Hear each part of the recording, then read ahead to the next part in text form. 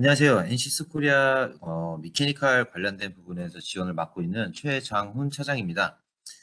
오늘 말씀드릴 내용은 미케니컬 관련된 부분에 있어서 이제 업데이트된 사항에 대해서 한번 쭉 간략하게 살펴보는 시간을 갖도록 하겠습니다.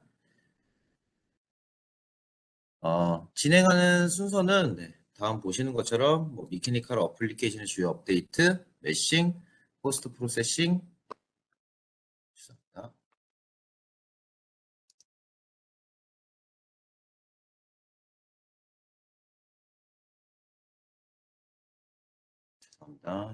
포인트를 메싱, 메싱, 포스트 프로세싱, 그리고 리니어 다이나믹스, 그리고 미케니컬, APDL, 솔버 관련된 부분, 그리고 워크벤치, LS 다이나 관련된 부분입니다. 원본 사실 미케니컬 업데이트 내용은 제가 오늘 말씀드릴 내용의 대략 한 4배에서 한 5배 정도 내용을 좀 담고 있습니다. 그런데 사실 시간 관계상 많이 좀 활용도가 높을 만한 내용들 위주로 제가 조금 발췌를 해서 진행할 예정이고, 미케니컬 업데이트 관련된 사실 저희가 이제 고객들께 익스터널로 이제 배포를 하는 관련된 자료는 커스터머 포털에서도 확인을 하실 수 있으니까 그 부분 한번 참고해 주시면 좋을 것 같습니다. 미케니컬 어플리케이션의 이제 업데이트 사항부터 시작하도록 하겠습니다. 일단 먼저 말씀드릴 내용은 지오메트리 임포트 부분부터 시작을 하도록 하겠습니다. 뭐 여러 개의 파트로 구성된 어셈블리의 지오메트리를 임포트할 경우에 이전 버전까지는 오른쪽 그림에서 보시는 것처럼 어셈블리를 이렇게 수행을 해서 어셈블리를 각각 이렇게 생성을 해서 뭔가를 이제 모델들을 이제 어셈블리를 진행을 하셨을 겁니다.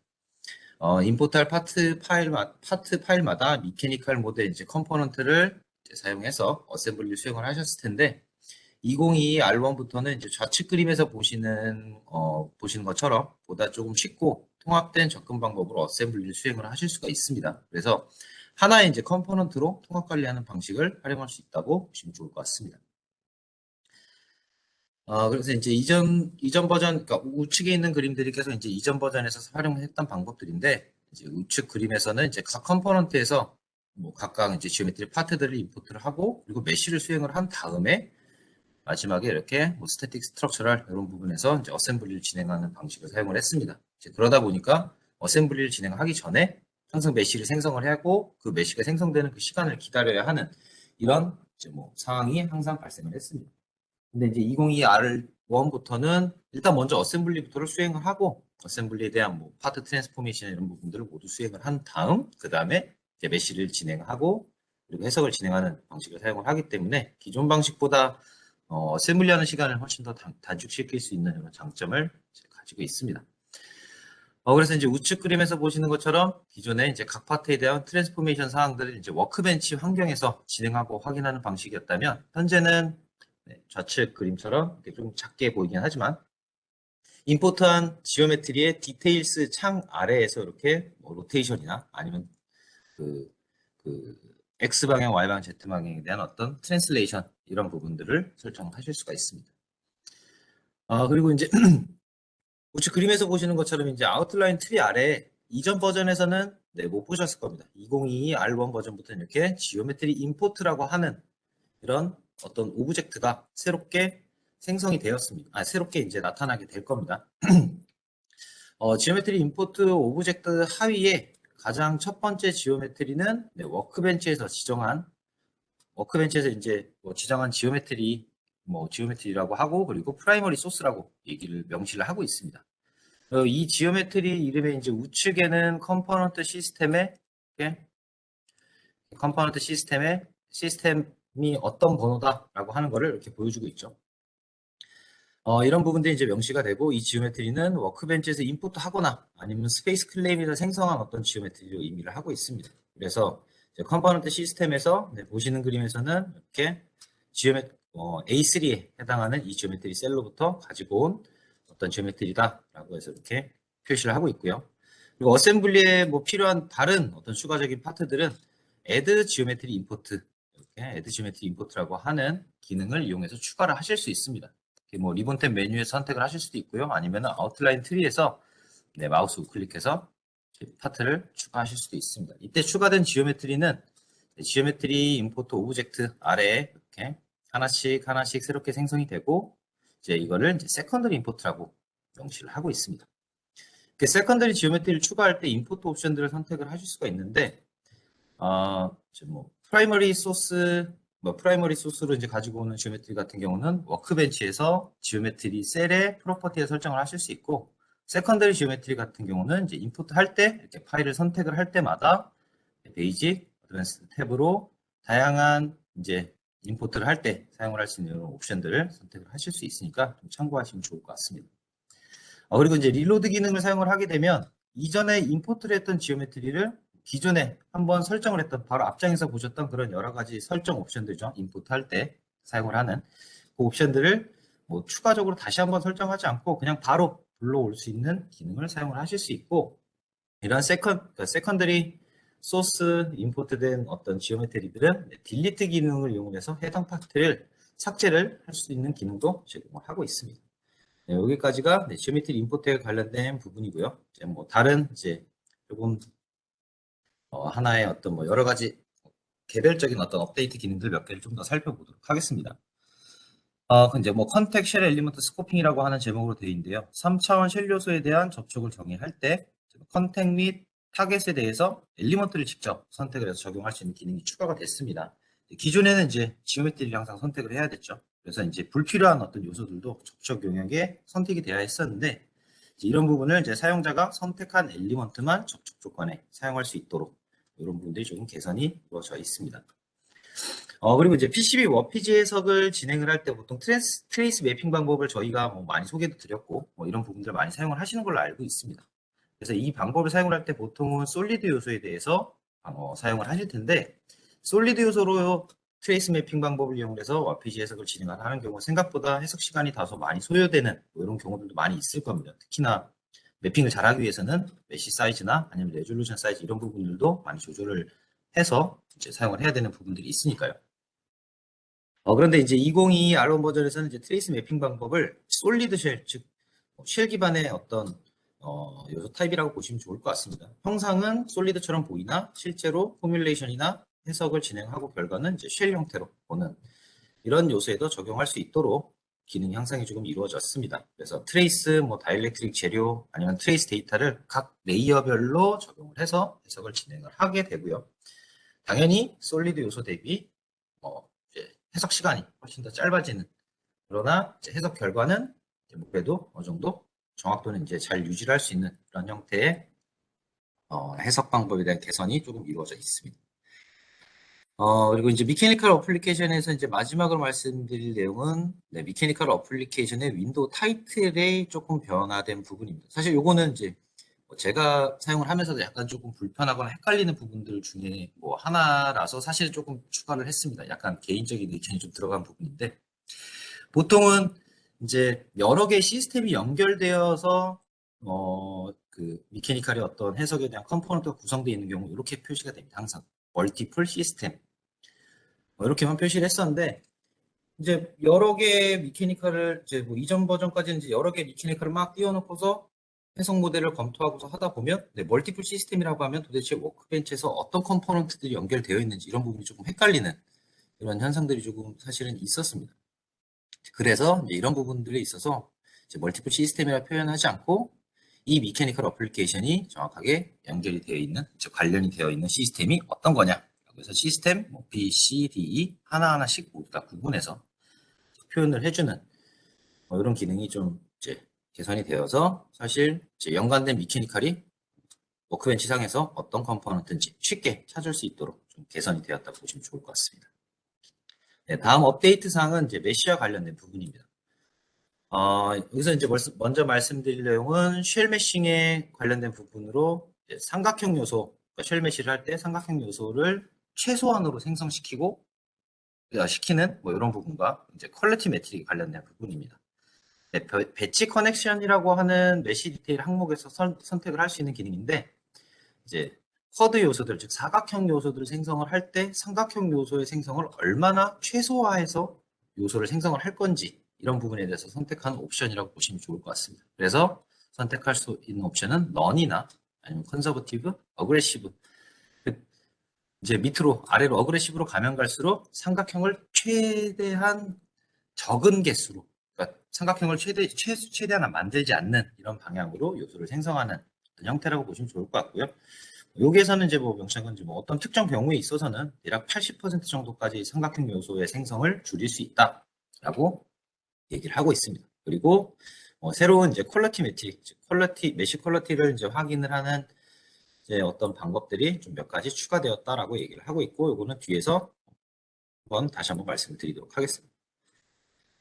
그래서 이제 예시로 이제 보시는 이런 해석 모델 같은 경우는 보시는 것처럼 넌일 때, 컨저버티브일 때, 어그레시브일 때 삼각형이 생성되는 개수가 훨씬 더 확연하게 줄어드는 그런 것들을 보실 수 있을 겁니다. 물론 당연히 해석 모델의 형상에 따라서 사실은 이거는 조금씩 달라질 수 있을 겁니다.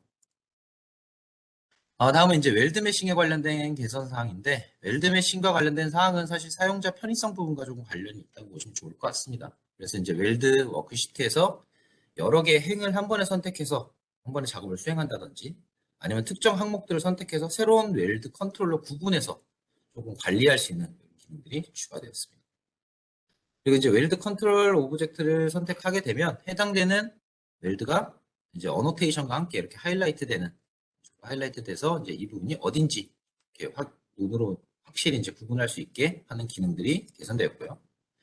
그리고 이제 이렇게 생성한 웰드를 색깔로 좀 구분을 해서 좀 제대로 생성이 됐는지, 아니면 뭐 어떤 워닝이라던가 아니면은 어떤 생성을 하면서 이제 문제가 생겨서 페일이 난 게 어떤 부분인지를 이제 색으로 이렇게 구분을 해서 확인을 할 수 있는 그런 기능들이 조금 개선이 되었습니다. 이제 다음은 이제 여기서도 이제 메쉬에 관련된 부분인데요. 2021 R2, 그러니까 즉 작년 여름에 출시했던 버전에서 사실 그러니까 메쉬 풀이라고 하는 기능이 사실 새롭게 추가된 적이 있습니다. 이제 이 기능 자체는 이미 생성한 메쉬를 기반으로 해서 새롭게 메쉬를 생성할 때 새롭게 생성하는 메쉬를 이제 익스트루드해서 생성할지, 아니면 리벌브를 할지, 아니면은 해당 면에 서피스 코팅 메쉬를 생성을 할지, 이런 부분을 수행하는 기능을 제공하는 이런 기능이었습니다. 그래서 이런 기능을 사용을 하면은 그림에서 보시는 것처럼 서피스 메쉬를 예를 들어서 리벌브를 사용을 하게 되면 메쉬를 이렇게 쭉 특정 축을 기준으로 회전을 시키는 방향으로 메쉬를 계속 쌓아나가는 이런 형태로 메쉬를 생성을 할 수 있는 기능을 제공을 하고 있습니다. 당연히 익스트루드면 회전하지 않고 그냥 두께 방향으로 계속 쌓아가는 적층되는 형태의 어떤 메쉬를 생성을 할 수 있겠죠. 코팅은 당연히 코팅하듯 그 면 위에 한 번 더 겹쳐서 요소를 생성을 하는 이런 기능이었는데요. 여기서 이제 뭐 코팅 같은 경우는 2차원 엑시 시메트릭 바디에도 추가적으로 사용을 할 수 있어서 이제 라인 코팅 바디를 생성할 수 있는 기능이 추가되었습니다. 그래서 이제 새롭게 생성되는, 그러니까 이 메쉬 풀 기능을 이용해서 새롭게 생성되는 라인 코팅 바디는 기존 요소에 있는 절점을 공유해서 생성을 되게 이제 되어 있고요. 그 다음에 이제 2021 R2 버전, 즉 바로 이전 버전에서 풀 기능을 사용을 할 때 익스트루드를 사용을 해서 새로운 요소를 생성을 하게 됐을 때, 만약에 이제 리니어 요소를 사용을 하게 되면 이제 기존에 있던 요소와 그리고 풀 익스트루드를 이용해서 새롭게 생성되는 요소에 만나는 절점이 있겠죠. 이 절점을 공유할 수 있도록 옵션을 설정을 할 수 있었습니다. 그런데 이제 쿼드레틱 요소에 대해서는 익스트루드를 사용을 하면 절점이 공유되지 않아서 항상 본디드 컨택을 사용을 할 수밖에 없었는데, 이러한 부분들이 조금 기능이 개선이 되어서 이제 현재 버전에서는 쿼드레틱 요소에 대해서도 익스트루드를 적용을 할 때 사용자가 이렇게 보신 것처럼 노드 머지를 할지 아니면 하지 않을지 이런 부분들을 선택할 수 있게 기능이 좀 추가가 되었습니다. 다음은 이제 메쉬 중에서 이제 뭐 테트라 또는 이제 메쉬에 대한 다이거너스틱스, 그리고 피처 베이스드 메싱 관련된 부분입니다. 패치 컨포밍 테트라 요소 생성하는 데 있어서 이제 기존 대비 좀 더 좋은 품질의 요소를 생성을 할 수가 있게 됐습니다. 그래서 이제 디피처 톨러런스 이런 것들을 크게 하면 작은 요소 생성을 조금 줄이는 이런 사용을 할 수는 있긴 한데, 사실 메쉬 알고리즘의 불안정성도 높아진다고 합니다.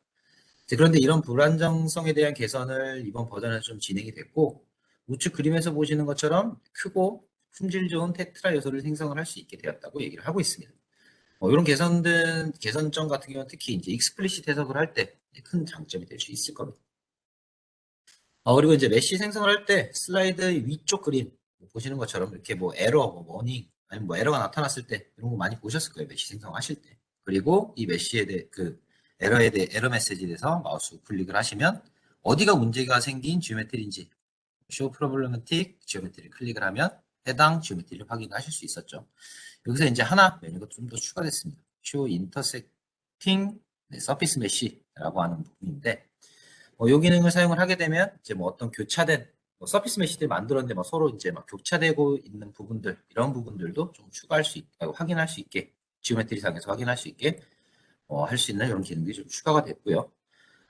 그리고 이제 메시 관련 다이거너스틱스 툴을 네임드 셀렉션을 이용해서 조금 확인할 수 있는 기능이 좀 추가되었습니다. 그래서 오른쪽 여기 그림에서 보시는 것처럼 네임드 셀렉션을 만들 때 어떤 바디에 대해서 다이어고노스틱스를 확인하겠다라고 정의를 함으로써 어느 부분에 내가 확인했을 때 이제 뭐 문제가 있는 부분이라든지 아니면 프리엣지라든지 이런 부분들을 확인을 하실 수가 있습니다. 그래서 확인할 수 있는 거는 인터섹팅 되는 부분, 프리엣지 부분, 샤프 앵글, 아니면 또 뭐 바디끼리 서로 이제 침투했을 때, 아니면은 딥피처가 된 페이스들, 이런 부분들이 어디 있는지를 다이거너스틱스를 이용해서 확인을 하실 수가 있습니다. 그래서 뭐 여기에 나온 슬라이드에 된 부분은 이제 딥피처가 된 부분이 어딘지를 확인하는 하나의 예시라고 보시면 좋을 것 같은데요. 뭐 이 바디를 애드를 하고 다이거너스틱스를 페이스 기준으로 딥피처 된 거를 확인하겠다. 딥피처 된 페이스를 이렇게 확인할 수 있는 거죠. 물론 엣지, 버텍스까지 확인할 수 있고요. 이거에 대해서 이제 간단한 어떤 하나의 데모 영상을 한번 보시겠습니다. 그래서 네임드 셀렉션을 추가를 할 때 워크시트를 이용해서 추가를 하고 위에서 이제 관심 영역이 되는 바디를 하나를 여기서 추가를 할 겁니다. 바디는 서비스 바디죠. 그리고 여기에 또 하나 액션을 추가하는데 여기서 이제 다이거너스틱스를 추가를 하고요. 현재 예제에서는 이제 프리엣지만 한번 보겠다라고 하는 설정을 하게 될 겁니다. 그래서 프리메시 엣지를 이런 식으로 확인해서 네임드 셀렉션으로 미리 지정을 할 수 있고요. 그리고 이게 모델이 이제 바디가 엄청나게 좀 크다. 화면상에서 한 번에 다 들어오지 않는다라고 하면 지금 보시는 것처럼 워크라는 기능이 조금 추가된 기능인데요. 이 기능을 이용해서 하나씩 살펴보면서 어느 부분에 해당하는지 이런 부분, 이런 것들을 확인해 보실 수 있는 그런 기능들이 추가됐다고 보시면 좋을 것 같습니다. 그리고 이제 얇은 솔리드 형상의 경우 항상 만나는 문제가 이제 두께 방향에 대한 아스펙트 레이쇼가 되겠죠. 두께는 얇은데 뭐 요소는 이런 식으로 좀 너무 작게 하기에는 계산 시간이 이렇게 너무 많이 걸리는 이런 부분들이 있는데 이걸 어떻게 좀 편하게 맞출 수 있느냐라고 하는 이런 기능이 지금 보시는 기능이라고 보시면 좋을 것 같습니다. 그래서 이름은 그 메시 설정을 할 때 프록시미티를 yes로 만들어 놓으면 밑에 보일 겁니다. 프록시미티 갭 팩터라고 하는 값을 집어넣는데 뭐 여기 있는 것처럼 갭 팩터를 0.25로 설정하면 두께 대비해서 에스펙트 레이쇼를 최대한 4로 맞추도록 를 생성을 하는 그런 부분이라고 보시면 되고 사실 뭐 편의성에 관련된 부분이라고 보시면 좋을 것 같아요. 그리고 이제 앞서 말씀드린 것처럼 퀄리티 측정 방법이 조금씩 추가가 되는데 이 중에 보시는 것처럼 뭐 LS다이나 관련된 캐릭터리스틱 랭스를 체크하는 부분, 뭐 익스플리시트 해석을 진행을 할 때 에스펙트 레이쇼 뭐 이런 부분들을 추가할 수 있는 것들 이런 여러 가지 기능들이 좀 추가됐고 이런 부분들을 메시 매트릭에서 보시고 싶으면 옵션에서 메시 퀄리티 관련된 부분에서 추가해서 보실 수가 있습니다. 그 다음에 이제 2021 R2 버전에서 피처를 탐색해서 이제 배치 커넥션 매싱을 수행하는 이런 것들이 이제 서피스 지오메트리만 가능했습니다. 근데 이런 피처 디텍션 기능이 이제 솔리드 바디에서도 가능하기 때문에 보시는 것처럼 홀이나 아니면 필렛되는 부분들 이런 부분들을 이제 디텍션을 하고 말 그대로 서치를 해주는 거죠. 그리고 이 부분에 메시 트리트먼트를 어떤 식으로 할 거냐, 앱트 메싱을 쓸 거냐, 뭐 이런 부분들을 설정을 할 수가 있습니다. 그리고 이 디텍션이 된 이 부분들은 네임드 셀렉션으로 따로 저장이 되니까 거기서도 확인하실 수 있죠. 그다음에 이제 핵사 요소를 생성함에 있어서 네, 왼쪽에서 보시는 이런 형상들 나오면 네, 보통은 네, 이런 식으로 스플릿하죠. 파티션들을 해놓고 메쉬를 생성을 해야 최대한 핵사 요소를 잘 만들 수 있다라는 것들 많이 알고 계실 겁니다. 근데 이런 부분들이 항상 이제 수작업이 많이 들어가는 부분이고 사실 메쉬에 있어서 시간을 많이 소모하게 되는 조금 하기 싫은 뭐 이런 업무 중에 하나죠. 이런 불편함을 조금 개선하기 위한 어떤 기능 중에 하나로 네, 멀티존 메소드를 사용을 할 때 여기 보시면 스플릿 앵글이라는 거를 정의를 해서 굳이 파티션을 하지 않는다고 하더라도 네, 더 훨씬 더 정사각형 정육 매체에 가까운 이런 헥사 요소들을 생성할 수 있는 방법들을 이런 옵션으로 제공하고 있습니다. 그리고 이제 헥사 메싱 관련된 부분에 있어서 조금 개선된 부분이라고 보시면 좋을 것 같은데요. 특별한 옵션을 지정을 하지 않고 멀티존 메쉬와 페이스 메싱 두 개만을 이용을 해서 왼쪽에 좌측에서 보시는 것처럼 조금 더 이제 원형, 그러니까 실린더형 아니면 원 아니면은 구 이런 형상들에 대해서 헥사 요소를 품질 좋게 만들어주는 이런 기능들이 좀 추가가 되었습니다. 그래서 구도 좀 더 좋은 퀄리티의 요소를 생성하는 것들 보실 수가 있을 거고요. 그 다음에 이제 포스트 프로세싱과 그래픽 관련된 부분인데 사실 이제 뭐 주요 포스트 프로세싱과 그래픽 관련된 부분은 슬라이드에서 쭉 보시는 것처럼 뭐 대부분 뭐 90%, 75% 여러 가지 동작들 해서 화면상에서 우리가 눈으로 볼 때 처리하는 속도들이 조금 더 향상이 됐다라고 하는 부분이라고 보시면 될 겁니다. 뭐 실제 해석 시간에 대해서 얘기를 하는 게 아니라 화면상에서 우리가 뭔가를 볼 때 처리하는 속도를 얘기를 하고 있고요.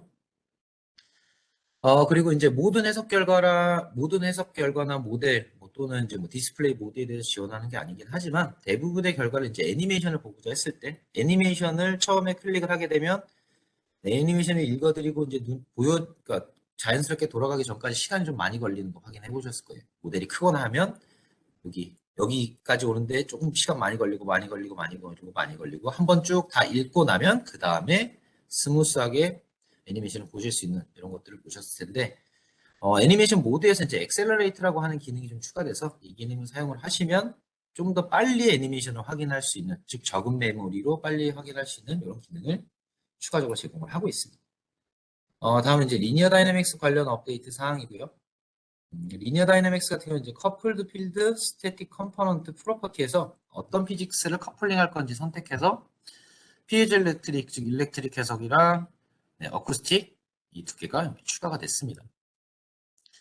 일렉트릭과 어쿠스틱 관련된 경계 조건을 커플드 필드 스태틱 이 어널리시스 시스템에서 이제 사용을 하실 수가 있고요. 관련된 이런 결과들도 확인하실 수가 있죠. 그리고 이제 프리스트레스드 커플드 필드 모달 그리고 프리스트레스 커플드 필드 하모니 이 두 가지 해석도 프리스트레스 해석에 대한 어떤 해석이 가능합니다. 말 그대로 이제 앞에서 스태틱 해석을 진행을 하고 이 결과에 대해서 모달이나 하모닉 해석 진행을 하는 것들도 수행을 하실 수가 있고요.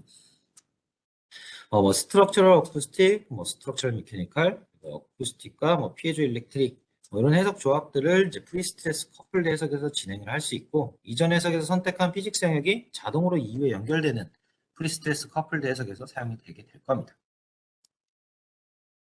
프리스트레스 해석에서 모달 해석인 경우는 뭐 어쿠스틱 경계 조건, 하모닉인 경우에는 저처럼 이런 경계 조건들 사용을 하실 수 있고요. 여기에 관련되는 여러 가지 다양한 해석 결과들도 확인해 보실 수가 있습니다. 커플드 필드 하모닉 해석에서 이제 댐핑으로 인한 로스는 이후에 연결되는 트랜지언트 서머 해석에서 히트 제너레이트 로드, 인포티드 히트 제너레이션이죠. 이렇게 해서 로딩을 해서 인포트해서 사용을 하실 수가 있습니다. 그리고 이제 뭐 서브스트럭처 제너레이션 관련된 부분인데 사실 이제 뭐 CMS 방법을 사용을 해서 전체 해석 모델을 이제 하나의 어떤 슈퍼 엘리먼트로 생성하는 이런 방법들을 보통 서브스트럭처 방법이라고 얘기를 하고 있죠. 근데 이제 서브스트럭처 제너레이션이라고 하는 어널리시스 컴포넌트가 추가가 되는데 사실 뭐 2022 R1 버전에서부터 이 서브스트럭처를 만들 수 있다라고 하는 거는 아니고요. 이전 버전에서도 서브스트럭처를 만들고 해석을 진행을 하는 것들 네, 모두 가능했습니다. 그런데 현재 버전에서는 기존 방법보다 좀 더 직관적이고 편리한 방향으로 좀 개선됐다고 생각하시면 좋을 것 같습니다. 그래서 이제 서버 스트럭처 마스터 자이도와 마스터 자이도는 이제 리모트 포인트와 네임드 셀렉션을 이용해서 지정을 하시게 될 거고요. 그리고 뭐 서버 스트럭처의 지정을 하중과 경계 조건 뭐 똑같이 지정하는 방법 똑같이 지정을 하게 될 거고요. 이렇게 해서 생성한 슈퍼 엘리먼트 같은 경우는 이제 익스포트 서브 스트럭처라고 하는 기능을 사용을 해서 익스포트 할 수 있고, 이렇게 익스포트된 그 서브 스트럭처를 모달이나 하모니, 리스판 스펙트럼, 랜덤 바이브레이션 해석의 컨덴스드 지오메트리에서 임포트해서 사용을 하실 수가 있습니다. 다음은 이제 MVH 툴킷에 관련된 내용입니다. MVH 툴킷은 맥 칼큘레이터가 좀 추가되었다고 얘기를 하고 있고요. 모달 해석 결과랑 시험 결과를 비교해서 모드를 선택하고 뭐 매치되는 걸 판단하는 그런 기능이라고 보시면 좋을 것 같습니다. 그래서 이제 해당 기능 뭐 실행은 워크벤치에서 익스텐션 매니저를 통해서 말 그대로 이제 ACT, MVH 툴킷이라고 하는 기 설치된 ACT를 로딩을 한 다음에 실행을 하실 수가 있고요.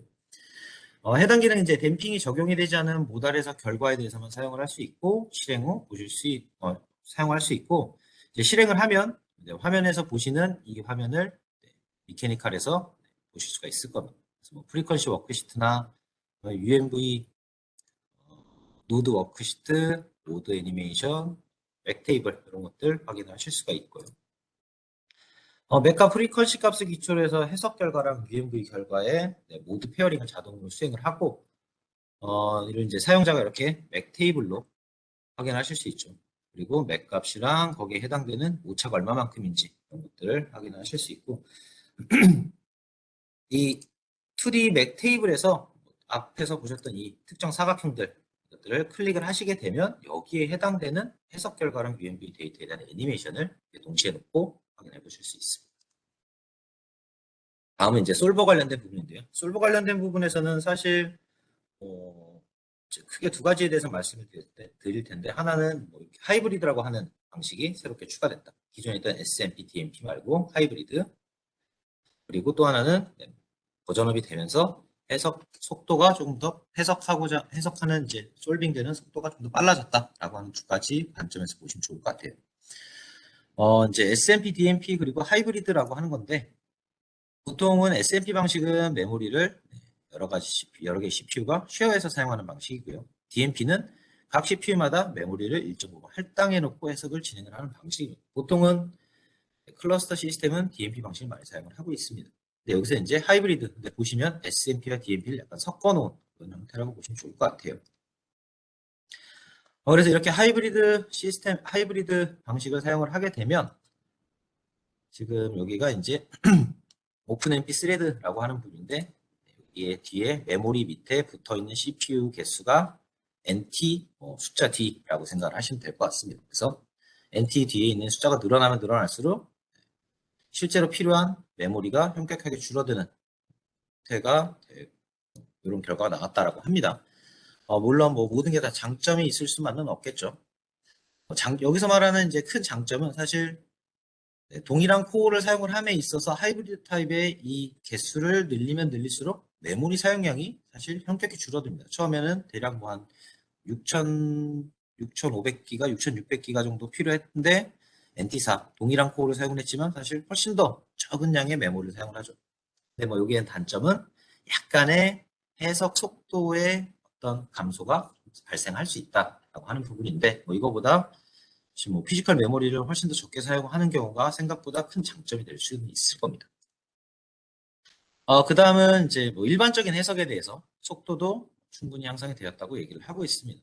다양한 뭐 구속 조건이나 커플링 이케이션들이 모델이 존재할 때 해석 시간의 단축, 그리고 메모리 감소, IO에 대한 감소가 이제 향상이 되었다라고 얘기를 하고 있습니다. 그래서 기존 버전 대비 동일한 코어를 사용을 했을 때, 동일한 모델에 대해서 동일한 코어를 사용해서 해석을 진행했을 때 속도 차이를 보시면 바로 이전 아니죠.